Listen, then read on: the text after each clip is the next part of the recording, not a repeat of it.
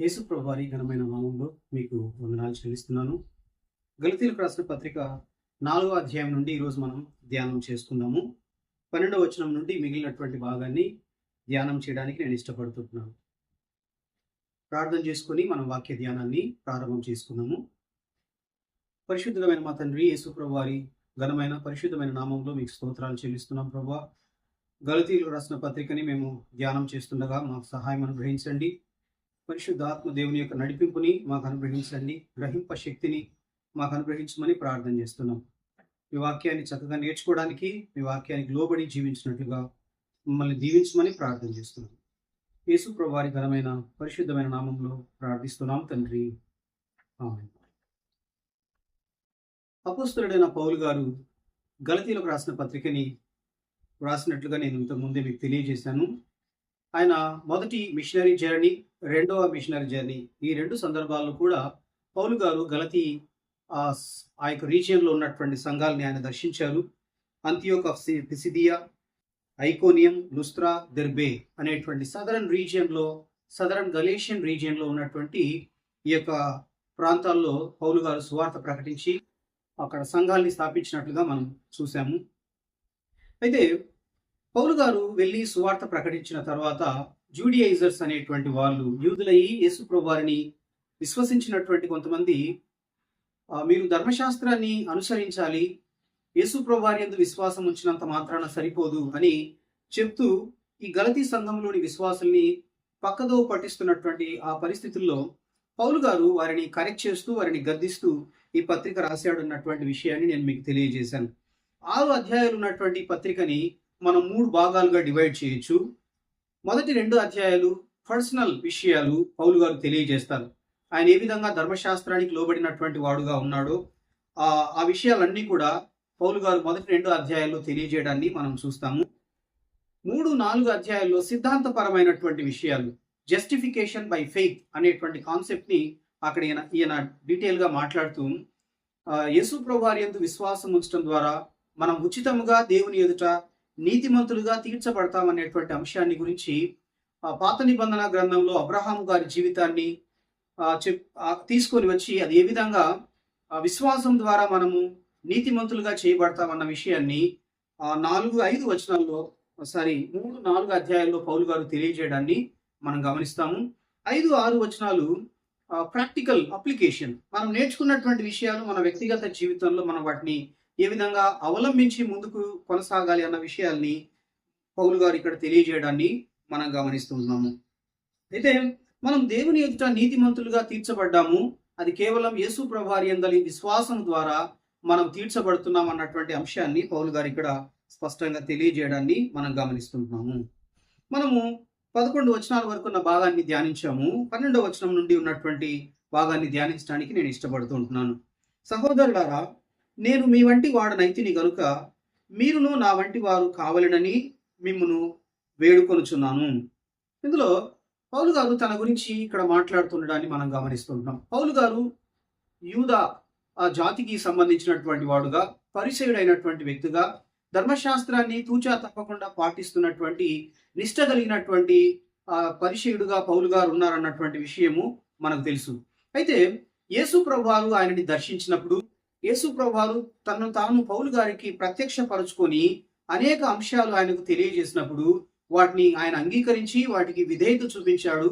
తద్వారా ఆయన ధర్మశాస్త్ర సంబంధమైనటువంటి నీతిని కాకుండా ఉచితముగా యేసు ప్రభు వారు విశ్వాసం ద్వారా అనుగ్రహించేటువంటి నీతికి ఆయన కట్టుబడి ఉన్నట్లుగా, నీతిని పొందినటువంటి వాడుగా ఉన్నాడన్న విషయాన్ని ఆయన తెలియజేస్తున్నాడు. అంటే ధర్మశాస్త్రం నుండి తాను విడుదల పొందాను అన్న విషయాన్ని ఇక్కడ ఆయన తెలియజేస్తున్నాడు. కాబట్టి నేను ఏ విధంగా అయితే ధర్మశాస్త్రం నుండి విడుదల పొందానో మీరు కూడా అదే విధంగా నా మాదిరి, నా వలె మీరు ధర్మశాస్త్రం నుండి స్వతంత్రులు కావాలన్నటువంటి అభిప్రాయాన్ని ఆయన వ్యక్తం చేస్తూ ఉంటున్నట్లుగా మనం గమనిస్తుంటున్నాము. 13-14 వచనాల్లో, మీరు నాకు అన్యాయం ఏమీ చేయలేదు, మొదటిసారి శరీర దౌర్బల్యము కలిగినను నేను సువార్త మీకు ప్రకటించి తినని మీరు ఎరుగుదురు. అప్పుడు నా శరీరంలో మీకు శోధనగా ఉండిన దానిని బట్టి నన్ను మీరు తృణీకరింపలేదు, నిరాకరింపనైనను లేదు గాని దేవుని దూతను వలెను క్రీస్తు యేసుని వలెను నన్ను అంగీకరించితిరి. పౌలు గారు ఈ యొక్క సదరన్ రీజియన్లో, గలేషియన్ రీజియన్లో ఉన్నటువంటి ఆ ప్రాంతాలకి, పట్టణాలకు వెళ్ళి సువార్త ప్రకటించినటువంటి ఆ యొక్క మొదటి మిషనరీ జర్నీ గురించి ఆయన ఇక్కడ జ్ఞాపకం చేస్తుండడాన్ని మనం గమనిస్తాం. పౌలు గారు అక్కడికి వెళ్ళి వాళ్ళకి సువార్త ప్రకటించడానికి ఆయన ఎంతో శ్రమను, ప్రయాసను అనుభవించినటువంటి వాడుగా ఉన్నాడన్నటువంటి విషయాన్ని మనం గమనిస్తుంటున్నాము. అంతేకాదు ఆయన శరీర దౌర్బల్యము కలిగినటువంటి వాడుగా, శరీరంలో అనారోగ్యం కలిగినటువంటి వాడుగా ఉండి కూడా అక్కడ సువార్త ఆయన ప్రకటించి వారిని బలపరిచినటువంటి వాడుగా ఉన్నాడన్న విషయాన్ని ఇక్కడ పౌలు గారు తెలియజేస్తుండడాన్ని మనం గమనిస్తుంటున్నాం. అయితే శరీర దౌర్బల్యం అన్నప్పుడు ఏంటి, ఆయనకున్నటువంటి ఇబ్బంది ఏంది అన్నటువంటి విషయాన్ని మనం గమనించినట్లయితే స్కాలర్స్ దీని గురించి ఒక 2 రకాలైనటువంటి అంశాలని వాళ్ళు తీసుకొని రావడం అనేటువంటిది చూస్తాము. అవి వాటిలో మనం ఏదైనా ఒకవేళ ఉండవచ్చు అని ఆలోచన చేయొచ్చు. వాళ్ళు చెప్తున్నటువంటి అంశాలని మనం ఇక్కడ ఆలోచన చేస్తున్నాం. ఈ గలేషియన్ రీజియన్, పౌలు గారు ఏ ప్రాంతాలైతే సంచరించి సువార్త ప్రకటించారో ఆ ప్రాంతాలన్నీ కూడా చాలా డ్రై ఏరియాస్ గా ఉన్నాయన్నటువంటి విషయాన్ని వాళ్ళు చెప్తారు. అక్కడికి వెళ్ళి పౌలు గారు సువార్త ప్రకటిస్తున్నటువంటి సందర్భంలో ఆయన ఈ మలేరియా అనేటువంటి ఒక ఇబ్బందికరమైనటువంటి అనారోగ్యానికి ఆయన లోనవ్వటం ద్వారా ఆయన యొక్క కంటి చూపు తగ్గింది అన్నది స్కాలర్స్ చెప్తున్నటువంటి అభిప్రాయంగా మనం చూస్తాం. అంటే అక్కడ ఉన్నటువంటి ప్రాంతాల్లో మలేరియా రావడానికి ఎక్కువగా సోర్సెస్ ఉన్నటువంటి రీజియన్ అది. కాబట్టి ఆయన శరీర ఆ యొక్క మలేరియా సోకడాన్ని బట్టి అది కంటి మీద ఎఫెక్ట్ చూపడం ద్వారా ఆ చూపు తగ్గింది అనేటువంటి ఒక అభిప్రాయాన్ని వారు తెలియజేయడాన్ని మనం గమనిస్తాం. రెండవ రకమైనటువంటి పాసిబిలిటీ ఏంటి అనేటువంటిది మనం గమనిస్తే అపోస్తుల కార్యముల గ్రంథంలో 14వ అధ్యాయంలో పౌలు గారు ఒక పట్టణానికి ఆయన వెళ్ళినప్పుడు సువార్త ప్రకటించడానికి అక్కడ ఉన్నటువంటి వారు ఆయనని రాళ్లతో కొట్టి చనిపోయాడని చెప్పి వదిలిపెట్టి వెళ్ళడాన్ని మనం చూస్తాం. అపోస్తుల కార్యములు 14వ అధ్యాయంలో ఆ యొక్క ఇన్సిడెంట్ ని మనం దేవుని వాక్యంలో చదువుతాం. అంతియోకయ నుండి, ఈకొనియా నుండి యూదులు వచ్చి జన సమూహములను తమ పక్షముగా చేసుకొని పౌలు మీద రాళ్ళు రువ్వి అతడు చనిపోయేనని అనుకొని పట్టణము వెలుపలికి అతనిని ఈడ్చిరి. అపోస్తుల కార్యములు 14వ అధ్యాయము 19వ వచనంలో ఈ మాట వ్రాయబడి ఉండడాన్ని మనం గమనిస్తాం. అయితే వాళ్ళు రాళ్లతో కొట్టినప్పుడు అది కంటి మీద ప్రభావాన్ని చూపడం ద్వారా కంటి చూపు తగ్గిపోయేటువంటి అవకాశం కూడా ఉంది. ఈ 2 రకాలైనటువంటి పాసిబిలిటీస్ ని స్కాలర్స్ మనకు తెలియజేయడాన్ని మనం గమనిస్తుంటున్నాము. అయితే ఇక్కడ ఆయన శరీర దౌర్బల్యం కలిగిన వాడుగా ఉన్నాడన్నటువంటి అంశాన్ని ఇక్కడ ఆయన తెలియజేస్తున్నట్లుగా మనం గమనిస్తుంటున్నాము. అయితే అట్లాంటి పరిస్థితుల్లో కూడా ఆయన వారి మధ్య సువార్త ప్రకటించినట్లుగా, వారిని ప్రేమతో వారికి వాక్యం చెప్పి వారిని బలపరచడానికి ఆయన ప్రయత్నం చేసినట్లుగా ఉన్నాడన్నటువంటి విషయాన్ని మనం గమనిస్తాము. 14వ వచనంలో, అప్పుడు నా శరీరంలో మీకు శోధనగా ఉండిన దాన్ని బట్టి మీరు నన్ను తృణీకరింపలేదు, అంతేకాదు నిరాకరింపనైనను లేదు గాని దేవుని దూతను వలెను క్రీస్తు యేసుని వలెను మీరు నన్ను అంగీకరించారు అని ఇక్కడ పౌలు గారు తెలియజేస్తున్నట్లుగా మనం చూస్తాం. ఇదే గలతీలకు రాసిన పత్రికలో దానికి కొంత బలాన్ని చేకూరుస్తూ మనం 6వ అధ్యాయం 11వ వచనంలో ఇంకొక మాట మనం చదువుతాం. గలతీలకు రాసిన పత్రిక 6వ అధ్యాయం 11వ వచనంలో, నా స్వహస్తముతో మీకెంత పెద్ద అక్షరములతో రాయిచున్నానో చూడుడి.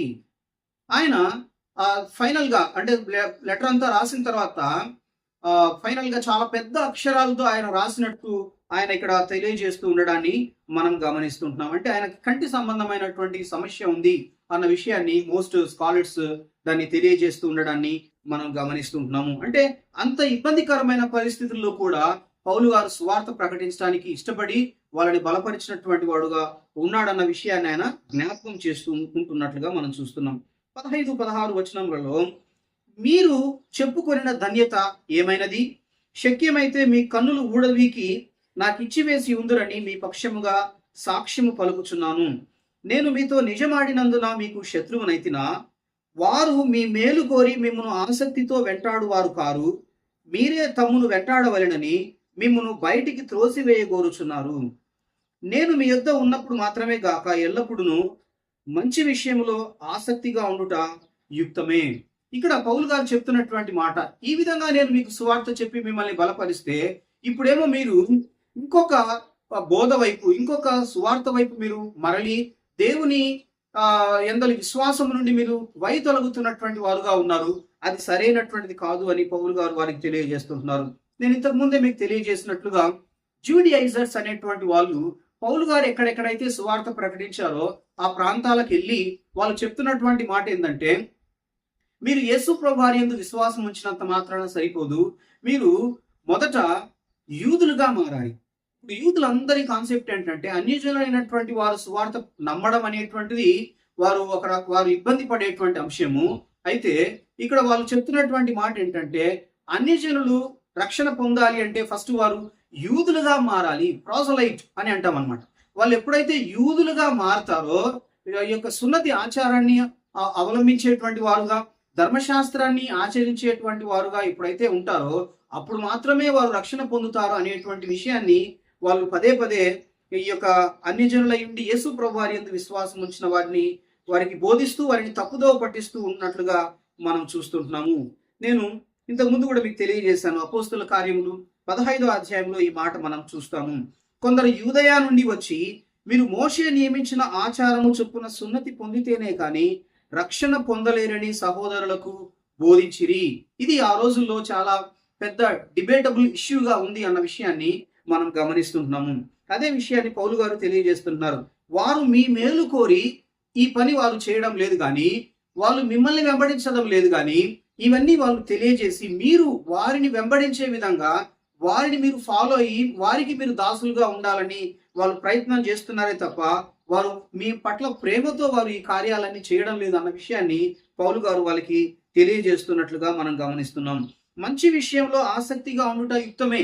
వీళ్ళెంతో ఆసక్తి కలిగిన వారుగా ఉన్నారు జూడియైజర్స్ అనేటువంటి వాళ్ళు. కానీ వాళ్ళ ఆసక్తి అది జ్ఞానయుక్తమైనటువంటిది కాదు. దేవుని మార్గాల నుండి విశ్వాసులైనటువంటి వారిని తప్పుదోవ పట్టిస్తున్నటువంటి పని ఆసక్తి వాళ్ళు చూపిస్తున్నారే తప్ప అది యుక్తమైనటువంటి పని కొరకు వారు ఉపయోగించలేదు అన్న విషయాన్ని వీరు పౌలు గారు తెలియజేస్తుండడాన్ని మనం గమనిస్తుంటున్నాము. నా చిన్న పిల్లలారా, క్రీస్తు స్వరూపము మీ యందు ఏర్పడు వరకు మీ విషయమై మరలా నాకు ప్రసవ వేదన కలుగుచున్నది. మిమ్మల్ని గూర్చి ఎటు తోచక ఉన్నాను. నేను ఇప్పుడే మీ మధ్యకు వచ్చి మరి ఒక విధముగా మీతో మాట్లాడగోరుచున్నాను. పౌలు గారు నేను ఇంతకుముందు చెప్పినట్లుగా వారు విశ్వాసంలోకి రావడానికి ఎంతో ప్రయాసపడినటువంటి వారుగా, ఎంతో వెల చెల్లించినటువంటి వాడుగా, ఆయన అనారోగ్యంలో ఇబ్బందికరమైనటువంటి పరిస్థితుల్లో ఉండి కూడా, శరీర దౌర్బల్యం కలిగిన వాడుగా ఉండి కూడా వారికి సువార్త ప్రకటించిన వాడుగా, వారిని బలపరిచినటువంటి వాడుగా ఉన్నాడు. పౌలు ఎప్పుడైతే వేరే ప్రాంతాలకు వెళ్ళారో ఈ జూడియైజర్స్ వచ్చి వీళ్ళని తప్పుదో పట్టిస్తున్నట్లుగా ఆయన మాట్లాడుతున్నారు. అయితే నేను మళ్ళా మీ దగ్గరకు వచ్చి మీకు తిరిగి ఈ సంగతులన్నీ తెలియజేస్తాను. అయితే వాళ్ళు మీకు తెలియజేస్తున్నటువంటి అంశములు సరి అయినటువంటివి కావు అని వారిని గద్దిస్తూ ఈ మాటలు తెలియజేస్తున్నట్లుగా మనం గమనిస్తుంటున్నాము. 21వ వచనం నుండి చివరి వరకు ఉన్నటువంటి భాగంలో పాత నిబంధనలో ఉన్నటువంటి అంశాలని పౌలు గారు ఇక్కడ మళ్ళీ జ్ఞాపకం చేస్తుండడాన్ని మనం గమనిస్తాం.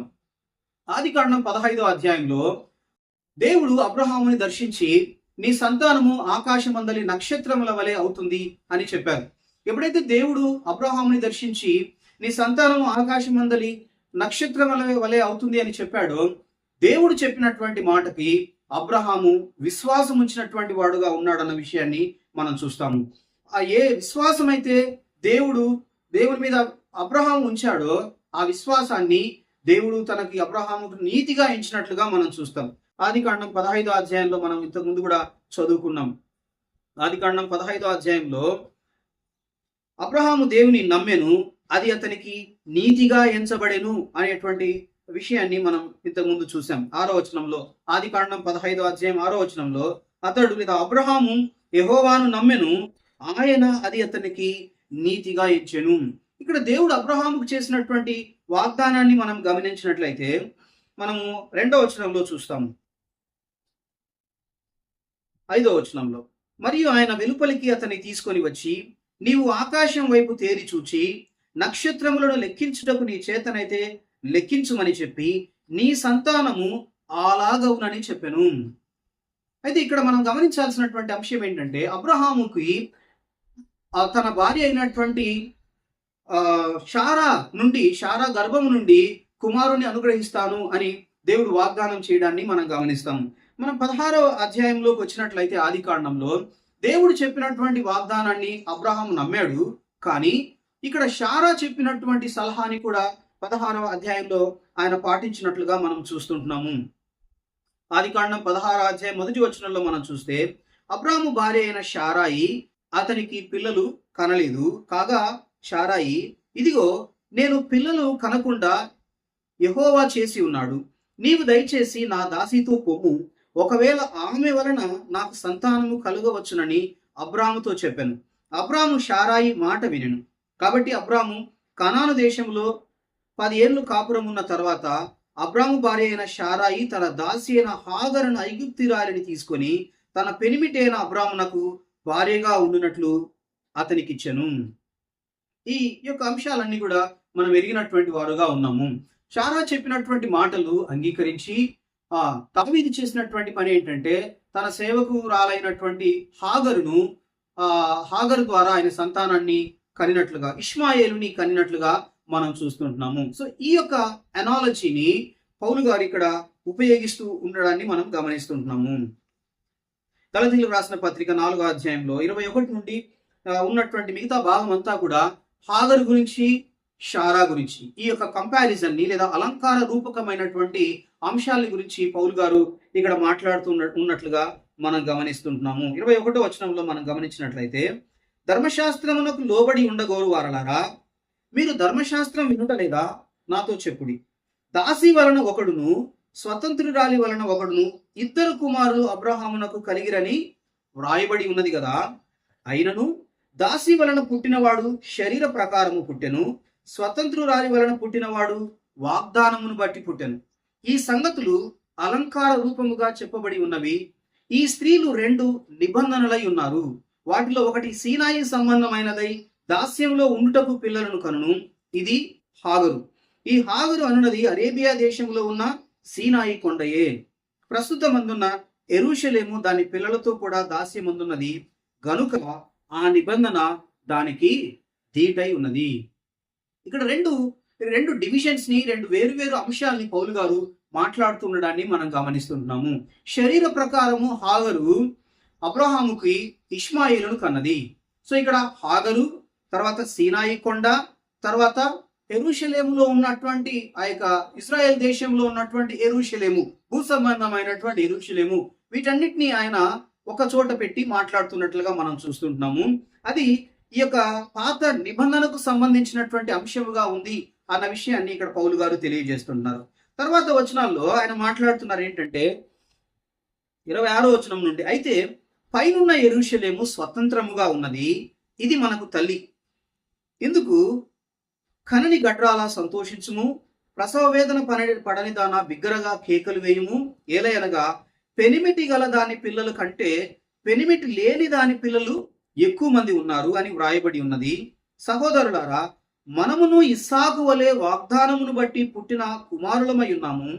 అప్పుడు శరీరమును బట్టి పుట్టినవాడు ఆత్మను బట్టి పుట్టిన వానిని ఎలాగ హింస పెట్టెనో ఇప్పుడును అలాగే జరుగుతున్నది. ఇందును గూర్చి లేఖనమేమి చెప్పుచున్నది? దాసిని దాని కుమారుని వెళ్ళగొట్టుము, దాసి కుమారుడు స్వతంత్రురాలి కుమారునితో పాటు వారసుడై ఉండడు. ఇది పౌలు గారు మాట్లాడుతున్నటువంటి మాట.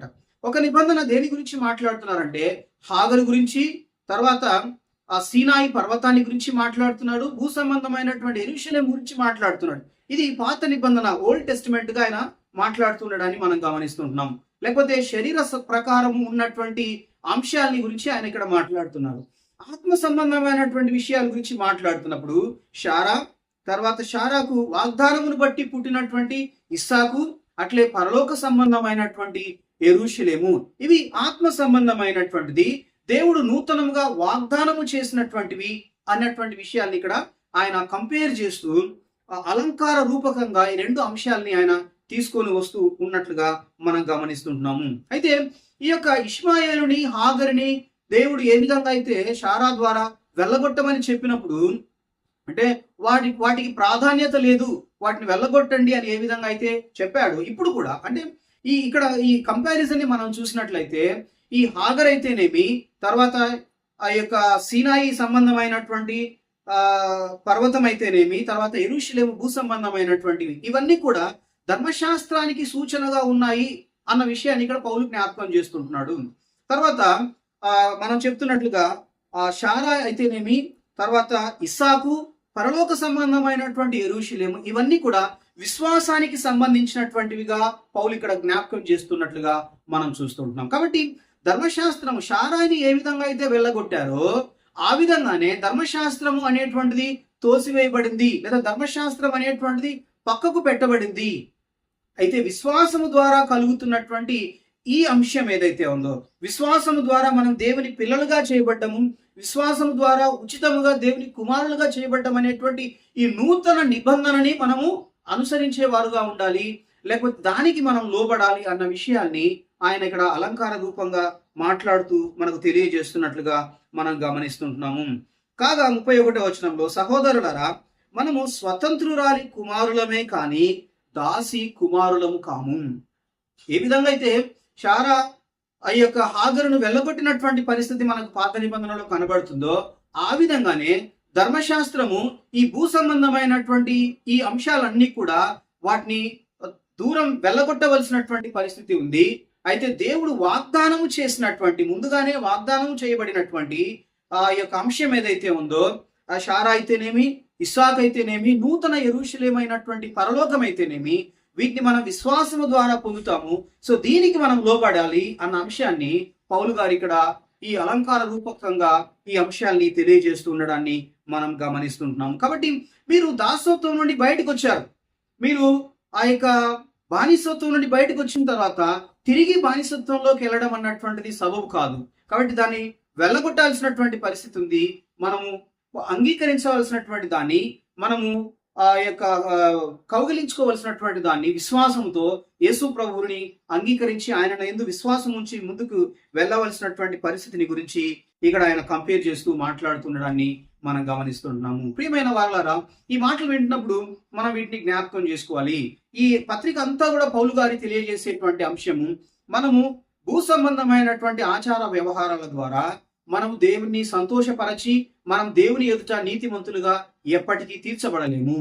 యేసు ప్రభువారు మన నిమిత్తమై శిలువలో మరణించారు, తన పరిశుద్ధమైనటువంటి రక్తాన్ని ఆయన కార్చారు. కాబట్టి ఆయన యందు మనం విశ్వాసం ఉంచడం ద్వారా మనం ఉచితంగా దేవుని ఎదుట నీతిమంతులుగా తీర్చబడతాము. మనం ధైర్యంగా ఆయన సమీపించడానికి అవకాశం కలుగుతుంది. ఉచితముగా ఆయన మనకు అనుగ్రహిస్తున్న ఈ కృపకు మనం పాత్రలు కావాలన్నదే దేవుని ఉద్దేశము, ఆయన ప్రణాళిక అన్న విషయాన్ని స్పష్టంగా పౌలు గారు ఇక్కడ తెలియజేస్తుండడాన్ని మనం గమనిస్తుంటున్నాము. కాబట్టి మీలో ఇంకా ఎవరైనా ఈ ఆచార సంబంధమైనటువంటి వ్యవహారాల ద్వారా దేవుని మీరు సంతోషపరచడానికి ప్రయత్నం చేస్తుంటే మీరు ఎప్పటికీ సఫలులు కాలేరన్న విషయాన్ని నేను మీకు తెలియజేస్తుంటున్నాను. కేవలము యేసు ప్రభు వారి ద్వారా మాత్రమే మనం దేవుని సమీపించడానికి అవకాశం ఉంది. దేవుని ఎదుట మనం నీతిమంతులుగా తీర్చబడి పరలోకానికి వారసులు అవడానికి అవకాశం ఉంది. ఆ మార్గం తప్ప ఇంకా వేరే ఏ మార్గము లేదన్న విషయాన్ని నేను మీకు ప్రేమతో తెలియజేస్తుంటున్నాను. ఆ విధంగా మీరు యేసు ప్రభు వారి యందు విశ్వాసం ఉంచాలని ప్రేమతో మీకు మనవి చేస్తున్నాను. తద్వారా దేవుడు మీకు అనుగ్రహించే ఉచితమైనటువంటి నీతిని మీరు పొందుకొని మీరు నిత్య జీవానికి పాత్రులు కావాలని ప్రేమతో మీకు తెలియజేస్తుంటున్నాను. ఆ విధంగా చేయడానికి దేవుడు తన కృప మనకు అనుగ్రహించునుగాక. పరిశుద్ధుడా, మహోన్నతుడా, మీకు స్తోత్రములు, వందనాలు చెల్లిస్తున్నాం. మా నిమిత్తమై సిలువలో మీరు మరణించిన విధానాన్ని బట్టి వందనములు ప్రభువా. మేము అనీతిమంతులమైనప్పటికీ, మాలో ఏ మంచి లేకున్నా కూడా మమ్మల్ని మీరు ఎంతో ప్రేమించారు. మా హృదయం మీకు స్పష్టంగా తెలుసు ప్రభువా. మేము మీ ఎదుట ఏమీ కూడా దాచలేము. మేము ఎంత దౌర్భాగ్యులమో, ఎంత పాపంలో ఉన్నామో మీకు స్పష్టంగా తెలుసు ప్రభువా. అయినప్పటికీ మీరు మమ్మల్ని ప్రేమించారు. మా అందరి కొరకు మీరు సిలువలో మరణించడానికి, మీ పరిశుద్ధమైన రక్తాన్ని కాల్చడానికి మీరు ఇష్టపడినారు. అందును బట్టి మీకు స్తోత్రములు, వందనాలు చెల్లిస్తున్నాం. ఈ మాటలు వింటున్న బిడ్డల్ని మీరు దర్శించండి. వారు మీ యందు విశ్వాసం ఉంచగలిగినట్లుగా వారిని మీరు ప్రేరేపించమని ప్రార్థన చేస్తున్నాం. ఉచితంగా మీరు అనుగ్రహించే ఈ రక్షణను వారు పొందుకొని నిత్య జీవానికి వారసులగునట్లుగా మీరు కార్యం చేయండి. యేసు ప్రభు వారి పరిశుద్ధమైన నామంలో స్తుతించి ప్రార్థించి వేడుకొనుచున్నాము తండ్రి. ఆమేన్.